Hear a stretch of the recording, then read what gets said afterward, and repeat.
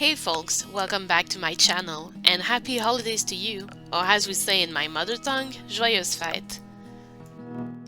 Today's video is part of a collaboration I did with some amazing artists on Instagram. We called it the AFAC Collab, or the Frustrated Artist Collab, because it was meant to be a way to vent about 2020 being the year that it was. This collab involved my friends Dolly Mixture, Stitch Witch Creations, and Pauline Varger. Be sure to give their video a watch. All links are in the description below, and trust me, you're in for a treat. My doll concept is inspired by a phoenix. This mythical bird, in the myths and legends surrounding it, is famous for its cycle of rebirth. From the ashes, it is born anew. Death, when seen as a part of the cycle of life, can actually be a very positive symbol. So the idea behind the Phoenix doll was to wish us all to rise strong from 2020 and enter this new year fresh and new.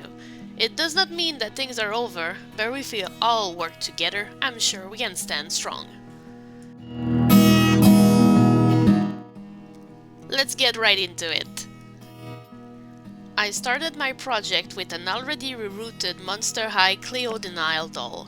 The hair I used was the Cantaloupe Low Temp Saran from Retro Dolls US, a color I've been saving since a while now. As you can see, I've not rerooted the top of her head, and that's because our doll is going to wear quite the massive crown.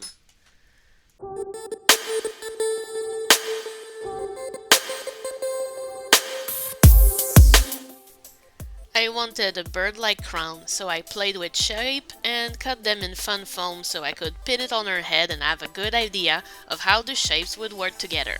I was pretty happy with this one here.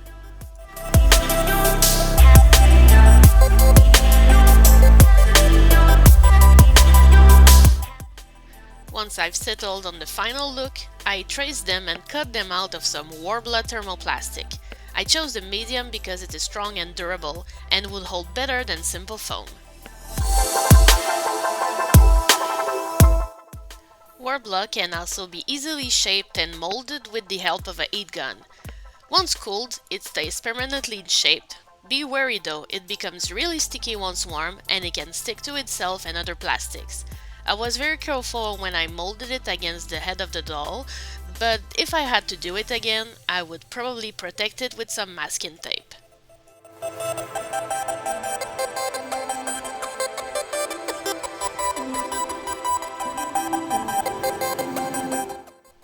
These are the finished pieces, ready to be painted and decorated. I used gold paint for the base. Then I covered the front pieces almost entirely with small gemstones. I went for red and gold mostly, but added blue accents to add a bit more color. I purposely avoided green at this stage because I did not want it to look too Christmassy. On to the face-up now. Like usual, before starting, I primed her face with 3 coats of Mr. Super Clear Sealant and sketched her main features.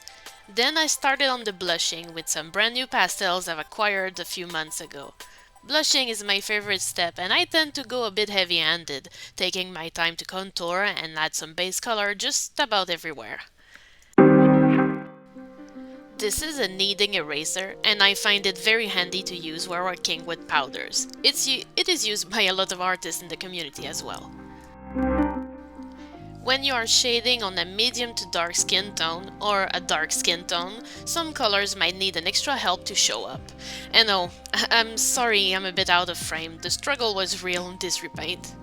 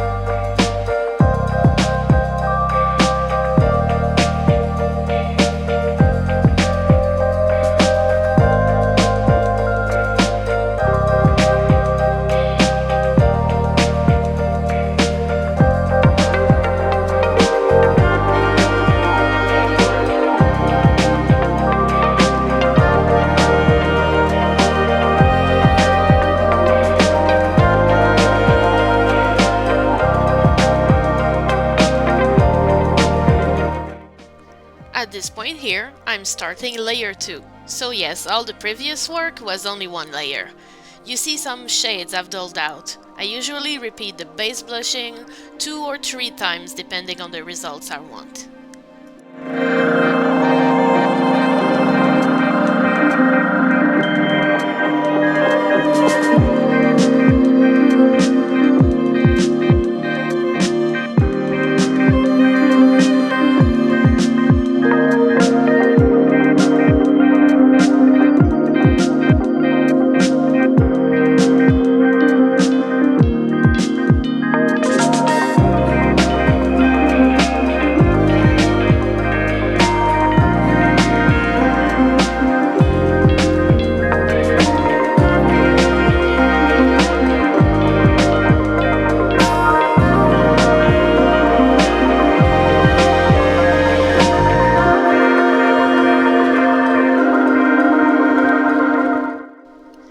I have this amazing pastel pencil and I use it to build the whites of the eyes.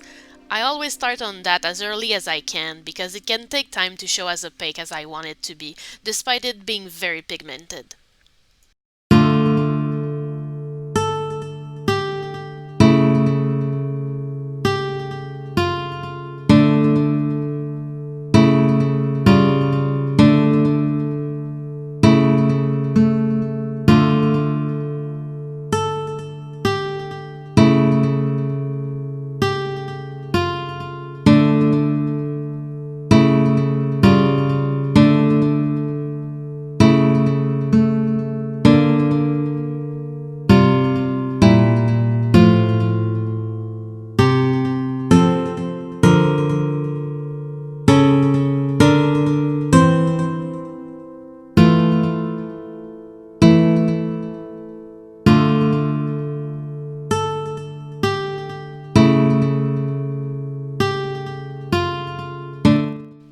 I've used some pastel to give me a color base for the eyeshadow as well. Sometimes I will even start building the color in the irises with pastels.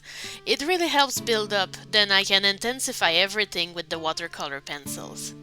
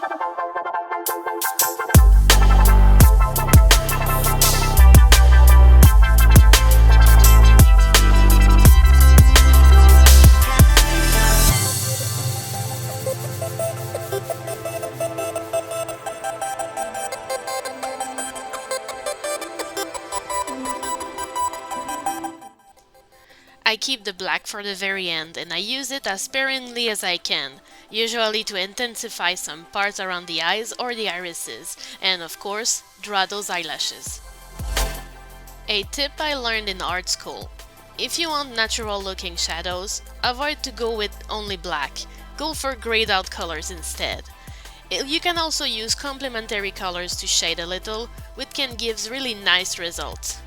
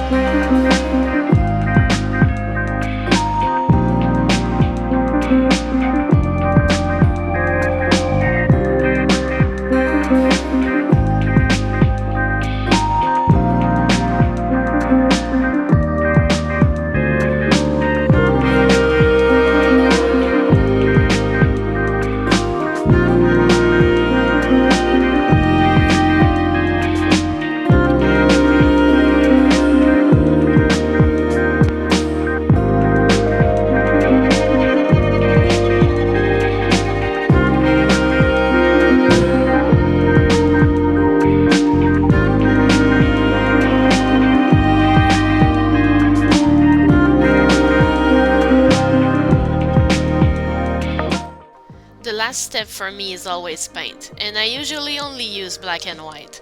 I water it down a little so it's easier to apply and don't dry on my brush. I use a tiny amount of black only to intensify the lashes and the lash line.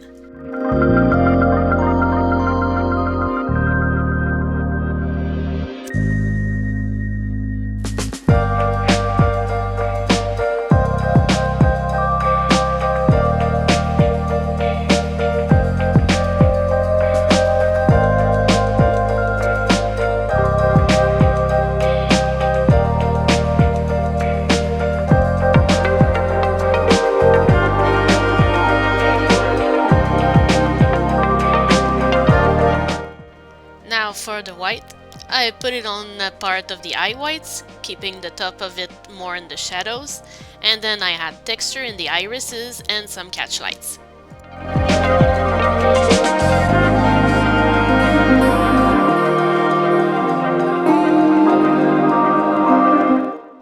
Depending on the eyebrow color, I like to draw some fine hairs too, either in black or in white. I also like to highlight the inner corner of the eyes and draw some fine lines among the lashes to make them pop.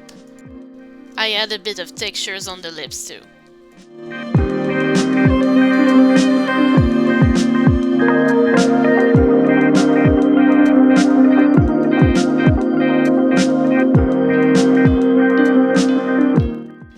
There she is, all done and ready to receive her crown. I've glossed her lips, but I did not gloss her eyes. I do that because it makes it easier to photograph the faces. I've put some tiny markings on her head and on the crown to make sure I will glue them perfectly symmetrical. Then I used hot glue to seal the deal, as I find it more forgiving than super glue. This actually came in really handy later on when I work on her hair, as I was able to safely remove some pieces and put them back in place without damaging the face-up.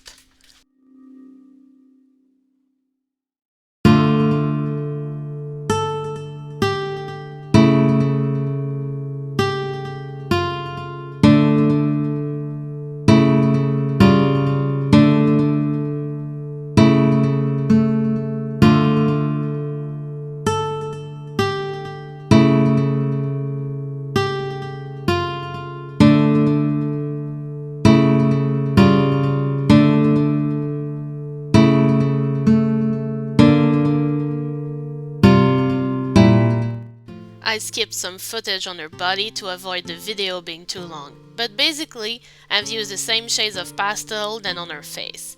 Then I covered it with tattoos. The black will act as a base coat, as I will actually cover these with metallic shades.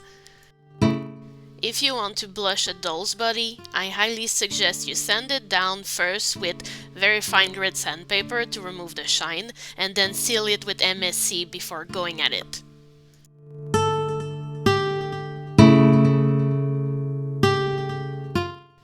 Then I decided it was not enough, so I added some of the same gemstones I used on her crown, but on her body this time. I glued them with Elmer's glue, but if you were to do something similar, maybe go for a stronger glue. I did lost a few stones while shooting her.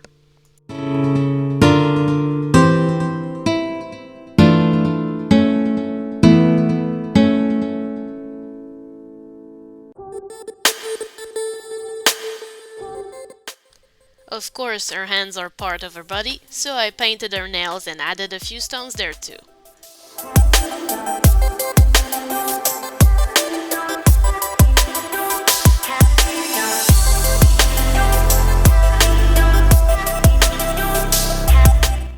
Moving on to my mannequin doll for the clothing. I started with sewing her a very basic pair of panties, because the outfit's base is going to be like a swimsuit. I was inspired by showgirls' outfits while doing this. I want to give her a long train in the back, and I'll be using that red embroidered tulle. The design on it kinda reminds me of feathers.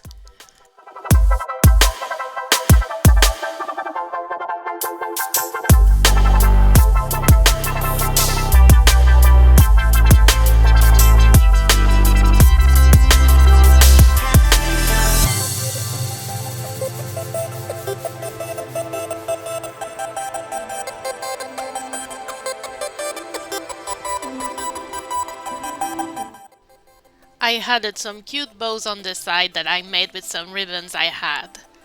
Then I made her a top, which was basically 2 triangles of black fabric that I hemmed and attached with embroidery thread. And of course, I had to add a few stones there too.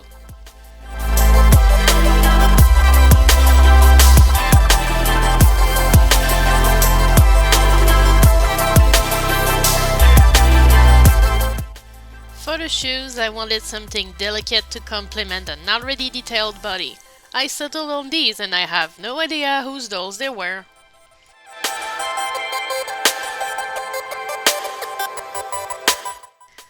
Okay, so the heels were in the shape of an anchor, making me wonder if these were not lagunas, but well, they didn't fit the project, so I cut them off.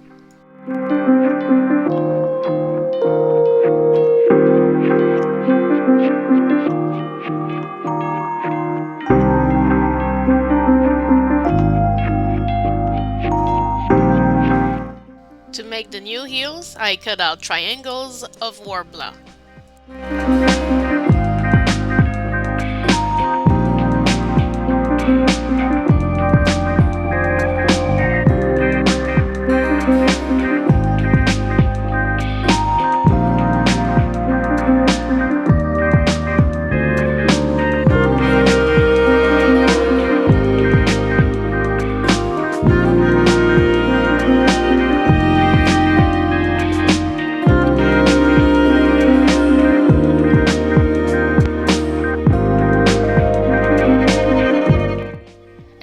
It's time for paint. I gave them a solid base coat in black.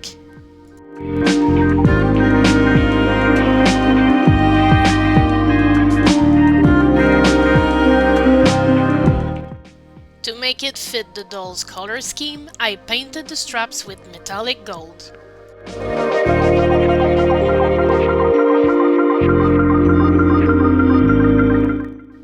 Then, because why the hell not, I gave them red bottoms. I hope this makes Estienne proud.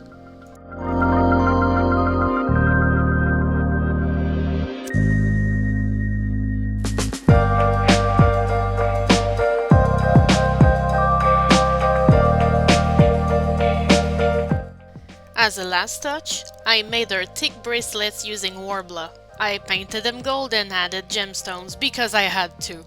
Never enough shinies, I'm telling you.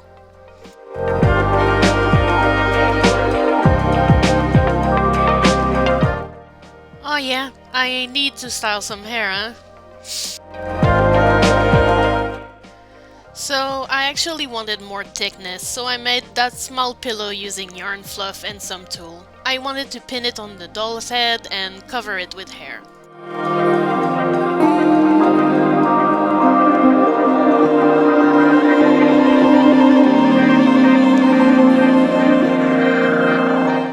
At this point, I did not realize my phone was full and I'd stopped filming. But I spent way too much time on that hairdo to care to admit, so bam. Here's the result. Let's just ignore the fact that it's not perfect, okay?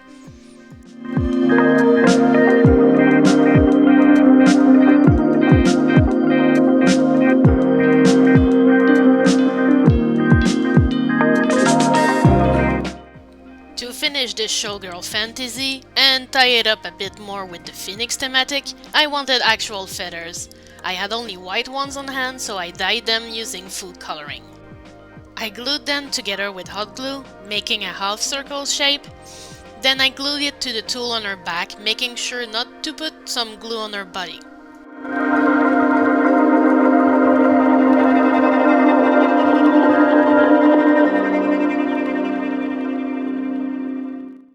This is actually pretty sturdy. Way more than I thought it would, to be honest. Then to add the glue and make it look more finished, I added some paper roses on the back too.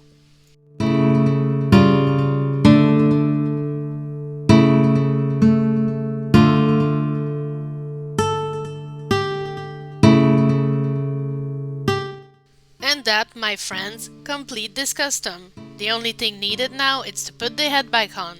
I always warm it up to make sure I don't damage the face.